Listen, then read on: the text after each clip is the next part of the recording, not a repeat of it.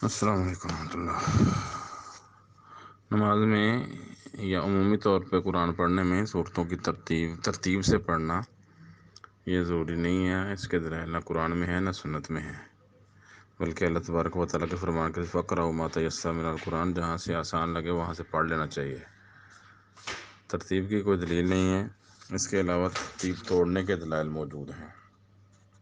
صحیح مسلم حدیث نمبر 772 اور سنن نسائی 1665 نمبر سے روایت میں حذیفہ رضی اللہ تعالیٰ عنہ بیان کرتے ہیں کہ میں نے ایک رات نبی صلی اللہ علیہ وسلم کے پیچھے نماز پڑھی تو آپ نے سورہ بقرہ شروع کر دی۔ میں نے کہا شاید 100 آیتوں پہ جا کے رکوع کر لیں گے۔ آپ نے 100 آیتوں پہ رکوع نہیں کیا، آگے قرأت شروع کر دی۔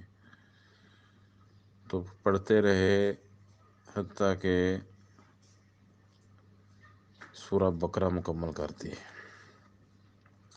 پھر آپ نے سورہ نساء شروع کی، سورہ نساء مکمل پڑھ لی۔ پھر آل عمران شروع کی، آل عمران بھی مکمل کر دی۔ تو اس میں موجودہ جو ہماری ترتیب ہے وہ پہلے سورہ بقرہ ہے، پھر آل عمران ہے، پھر نساء ہے۔ تو آپ نے اس ترتیب کے برعکس پہلے بقرہ پڑھی، پھر آل عمران کو چھوڑ کے سورہ نساء پڑھی ہے، پھر جو پہلے والی صورت تھی وہ بعد میں پڑھی ہے۔ تو یہ حدیث واضح دلیل ہے کہ صورتوں میں کی ترتیب ضروری نہیں ہے، ترتیب سے پڑھنا ضروری نہیں ہے۔ دوسری چیز صحیح بخاری میں ہے کہ رسول اللہ صلی اللہ علیہ وسلم ایک انصاری صاحب مسجد قباء میں تھا، وہ امام تھا، جب بھی کوئی صورت پڑھتا جہری نمازوں میں تو پہلے قل ھو اللہ پڑھتا، اس کے بعد کوئی صورت پڑھتا تھا۔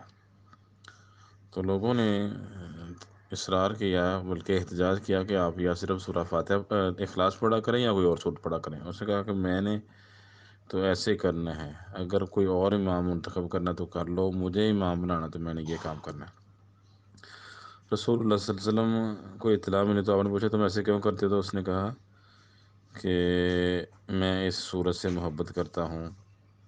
تو آپ نے فرمایا اس صورت سے محبت نے تجھے جنت میں داخل کر دیا ہے۔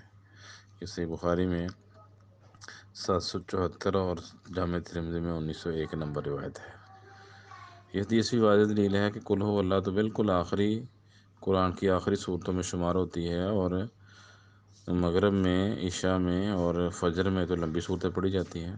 تو پہلے قل ھو اللہ کو پڑھنا، بعد میں دوسری صورتوں کو پڑھنا، یہ دلیل ہے کہ ترتیب ضروری نہیں، بلکہ اللہ کے رسول نے جب اس نے یہ کہا کہ میں سورت سے محبت کرتا ہوں تو ان کے اس عمل کو بھی جو ہے وہ درست قرار دیا، بلکہ اس کی فضیلت بھی بیان کی ہے۔ تو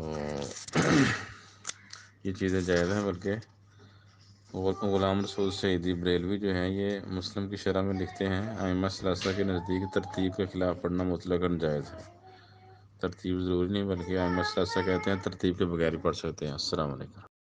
لما نسمع اسم النبي لازم نصلي عليه، اللهم صل